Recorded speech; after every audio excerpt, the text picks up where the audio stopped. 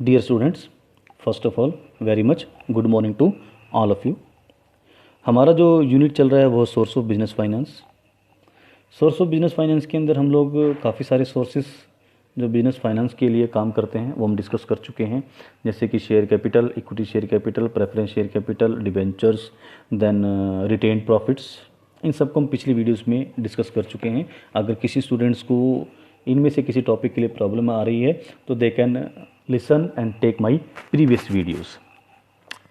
आज की जो वीडियो बनाई गई है बेसिकली इसके अंदर हम 3 टॉपिक डिस्कस करेंगे जो सोर्स ऑफ फाइनेंस यूनिट के अंदर। उसमें पहला है ट्रेड क्रेडिट, सेकंड है पब्लिक डिपॉजिट्स और जो थर्ड हमारे पास आता है वो है commercial banks. So let us start the different types of source of finances in this video. The first is trade credit. Basically इस वीडियो के अंदर हम लोग मीनिंग और फीचर्स के बारे में डिस्कस करेंगे कि होता क्या है और उसकी फीचर्स क्या है। सो पहले इसके अंदर हमारे पास है मीनिंग। ट्रेड क्रेडिट का मीनिंग क्या है? It refers to an arrangement whereby a manufacturer is granted credit from the suppliers of raw material, inputs, spare parts etcetera. Generally, the duration of trade credit is 3 to 6 months, and thus it is a short-term financing facility. Trade credit है क्या?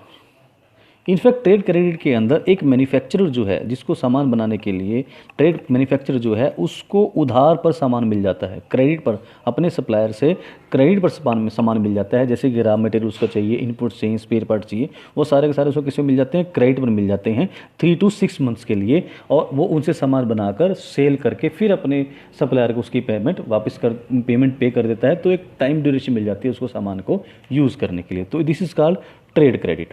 लेकिन ये जो trade credit है उसके कुछ factors हैं, जैसे कि nature of the firm, size of the firm, status और credit worthiness of the firm, कि जिस फर्म की मार्केट के अंदर क्रेडिट वर्दीनेस, क्रेडिबिलिटी बहुत ज़्यादा अच्छी है, फर्म बड़े हाई लेवल पे काम कर रही है, फर्म की जो पास्ट एक्सपीरियंस है बहुत अच्छा है, इस तरह की फर्म को ट्रेड क्रेडिट की फैसिलिटी जल्दी मिल जाती है। अदर फर्म्स को जो इससे अपोजिट है, मतलब किसी अगर क्रेडिट वर्दीनेस अच्छी नहीं है तो उनको इतनी जल्दी ट्रेड क्रेडिट की फैसिलिटी नहीं मिलती। चलो अल्टीमेटली अगर हम बात करें तो ट्रेड क्रेडिट जो है वो एक शॉर्ट टर्म फाइनेंस की फैसिलिटी अवेलेबल कराता है, क्योंकि नॉर्मली जो उसका टाइम ड्यूरेशन होता है वो 3 to 6 मंथ होता है। Late us talk about the features. बड़ा आसान सा है। पहले है रेडिली अवेलेबल। ट्रेड क्रेडिट जो है बड़ा इजीली अवेलेबल हो जाता है, रेडिली स्पीडली अवेलेबल हो जाता है, इसके लिए कोई ज़्यादा एफर्ट्स भी नहीं करने पड़ते। दूसरी पॉइंट की बात करें, फ्लेक्सिबल है, कोई बहुत ज़्यादा रूल्स एंड रेगुलेशंस का फॉलो नहीं किया जाता ट्रेड क्रेडिट के अंदर। बड़ा सिंपल सा है। कस्टमर्स जो हैं, क्रेडिटर्स जो हैं या जो सप्लायर्स हैं, बड़े ईजिली ही वो without any so much paper work वो ट्रेड क्रेडिट प्रोवाइड कर देते हैं। In fact it is under the business ruling. Third point की बात, नो फ्लोटेशन कॉस्ट। जिस तरह अगर हम शेयर इशू करें तो वहाँ पे फ्लोटेशन कॉस्ट कुछ हमारी पड़ती है, डिबेंचर्स इशू करते हैं वहाँ फ्लोटेशन कॉस्ट पड़ती है, लेकिन यहाँ पे इस तरह की फ्लोटेशन कॉस्ट कोई भी नहीं है। फोर्थ पॉइंट की बात करें, इंक्रीज इन प्राइसेस। समटाइम्स एक इसका नुकसान ये रहता है कि जब सप्लायर हमें क्रेडिट पर मैन्युफैक्चरर को क्रेडिट पर सामान देता है तो सप्लायर को पता है कि भी पैसे जो है 3 मंथ्स या 4 मंथ्स या 6 मंथ के बाद आएंगे या 6 मंथ्स के बाद आएंगे। तो इस तरह की सिचुएशन में कई बार सप्लायर जो है प्राइस जो है प्रोडक्ट की, जो है उनकी रॉ मटेरियल प्राइस जो थोड़ी सी महंगी कर देता है, जिसका नुकसान नॉर्मली मैन्युफैक्चरर को होता है।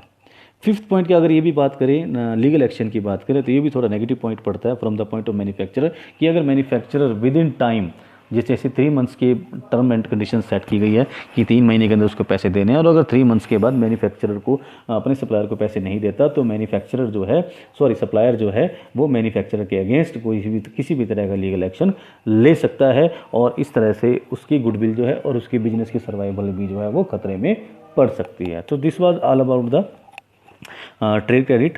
Now let us talk about the public deposit, the second source of finance under the borrowed fund.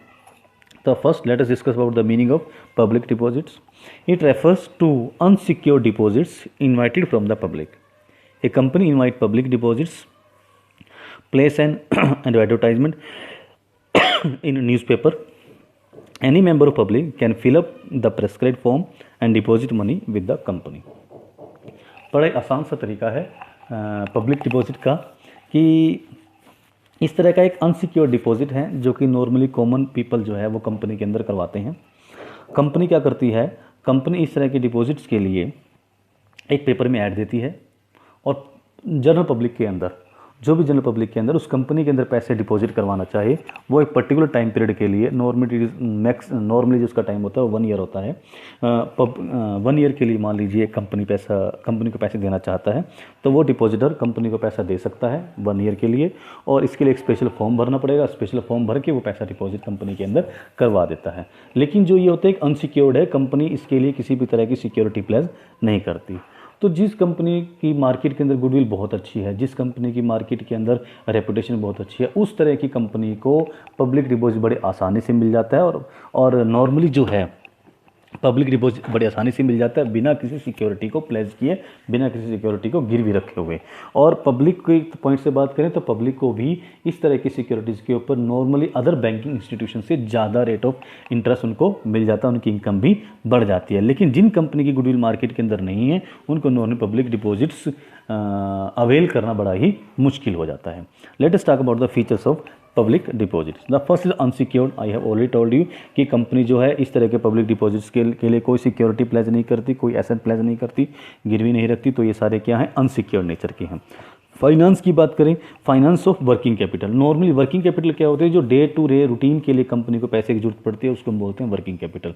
Routine के काम, जैसे रोजाना कामों के लिए जो कंपनी को पैसा खर्च करना पड़ता है, उस काम के लिए कंपनी को उस पैसे को हम बोलते हैं वर्किंग कैपिटल। उसके लिए कंपनी बेसिकली जो है ये पब्लिक डिपॉजिट में बड़ा हेल्पफुल होता है कि पब्लिक डिपॉजिट की हेल्प से कंपनी को एक तरह की वर्किंग कैपिटल मिल जाती है।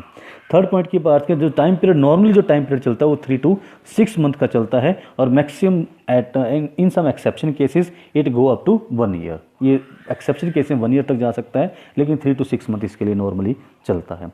फोर्थ पॉइंट की बात करें, simple procedure to raise. Company के पॉइंट से बात करें तो इस तरह के जो ऑप्शन है पब्लिक डिपॉजिट का, इसमें कंपनी को बड़ी आसानी से कंपनी इससे फंड्स रेज कर लेती है, और बड़ा ही आसान प्रोसीजर है। किसी भी तरह की कोई फ्लोटेशन कॉस्ट नहीं है, कोई पेपर वर्क नहीं है, बहुत मिनिमम पेपर वर्क के अंदर मैक्सिमम को आउटपुट मिल जाता है। नेक्स्ट पॉइंट की बात करें, रीपेमेंट जो है, कंपनी जो है कंपनी को इस तरह की रीपेमेंट करनी बड़ी आसान है, क्योंकि कंपनी क्या कर सकती है, हर मंथ अपनी अमाउंट का एक थोड़ा, मान लो कंपनी ने 6 मंथ के लिए पब्लिक डिपॉजिट्स रेज किए हैं, तो कंपनी क्या कर सकती है, हर मंथ अपनी टोटल इनकम में से या टोटल प्रॉफिट में से कुछ हिस्सा पब्लिक डिपॉजिट की रीपेमेंट के लिए इकट्ठा करके थोड़ा थोड़ा इकट्ठा करेगी, और आफ्टर 6 मंथ वो उसकी क्या कर देगी, रीपेमेंट कर देगी। तो this is very easy method for the company. Now let us talk about the third point, that is called commercial bank. Commercial bank क्या होते हैं? In fact, banks occupy a very important position as they provide funds for different purposes and different periods. They provide short-term, medium-term and long-term needs of the firm. अगर हम bank की बात करें as a source of finance, तो bank जो है आज की डेट में एक बहुत इंपॉर्टेंट रोल प्ले करता है for as a source of finance. और बैंक आज की डेट में अगर कोई तो इम्पोर्टेंट पोजीशन गेन कर चुका है, और बैंक जो है हमारे बिजनेस की, कंपनी की हर तरह की requirement like short term, medium term and long term, तीनों तरह की रिक्वायरमेंट्स को पूरा करने में ये हेल्प करता है, तीनों तरह की रिक्वायरमेंट के लिए फाइनेंस प्रोवाइड करता है। So let us talk about the basic features of banks. First, bank provide fund to firm as and when required. सबसे पहली फीचर क्या है, जब भी किसी बिजनेस को पैसे की जरूरत है, एट एनी टाइम, जब भी as and when required, the company can approach to bank and bank is ready to give finance to the company. Second point की बात करें, bank keeps information of borrower confidentially. अब ऐसा नहीं है कि बैंक के पास हम किसी कंपनी ने अप्रोच किया और कंपनी को फाइनेंस एकदम से मिल जाता है।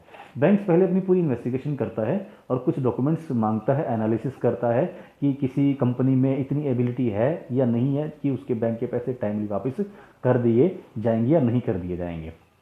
तो पहले अपना सारा प्रोसीजर करेगा, इन्वेस्टिगेशन करेगा।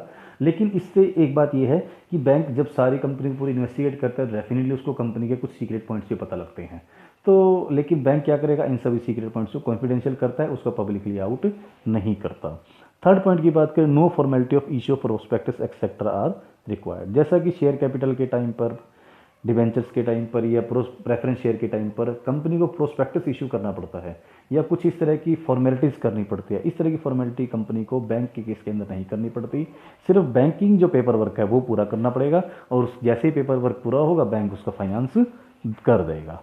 Fourth, it is very flexible, बहुत फ्लेक्सिबल है। बैंक के अंदर वेरियस टाइप्स के लोन, बैंक के पास जो लोन की है वो भी वेरियस टाइप्स की स्कीम्स होती हैं। जो स्कीम जिस कंपनी को सूट करती है वो उसी के अकॉर्डिंग वो स्कीम को ऑप्ट कर सकती है और फाइनेंस ले सकती है।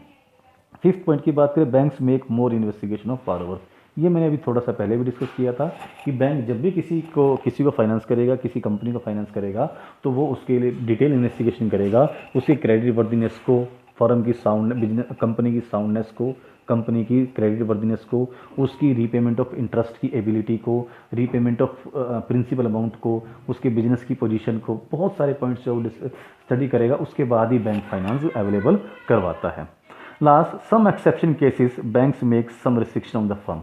समटाइम्स अगर कोई फर्म या बिजनेस या कंपनी बैंक का पैसा टाइमली नहीं वापस कर पाती या डिले कर देती है, प्रिंसिपल अमाउंट है बहुत डिले कर देती है, इंटरेस्ट में डिले कर देती है, तो उस टाइम पर बैंक उस फर्म के ऊपर, उस बिजनेस के ऊपर कुछ रिस्ट्रिक्शंस इंपोज कर देता है, उसकी एक्टिविटीज़ में इंटरफेयर कर सकता है या करना शुरू कर देता है। But it is exception. अगर कोई कंपनी या फर्म अपनी रीपेमेंट्स, अपनी टर्म एंड कंडीशन, जो टर्म एंड कंडीशन फाइनल हुई है उसको फॉलो करती रहती है, तो इस तरह की प्रॉब्लम्स कभी नहीं आती। तो bank is the very good, reliable and the important source of finance for a company.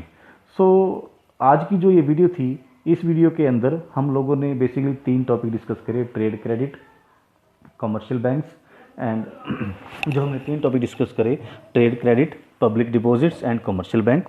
Hopefully आपको ये तीनों सोर्स ऑफ फाइनेंस जो हैं बिजनेस के पॉइंट ऑफ व्यू से समझ में भी आए होंगे और अच्छे भी लगे होंगे। So at last I thanks to all of you.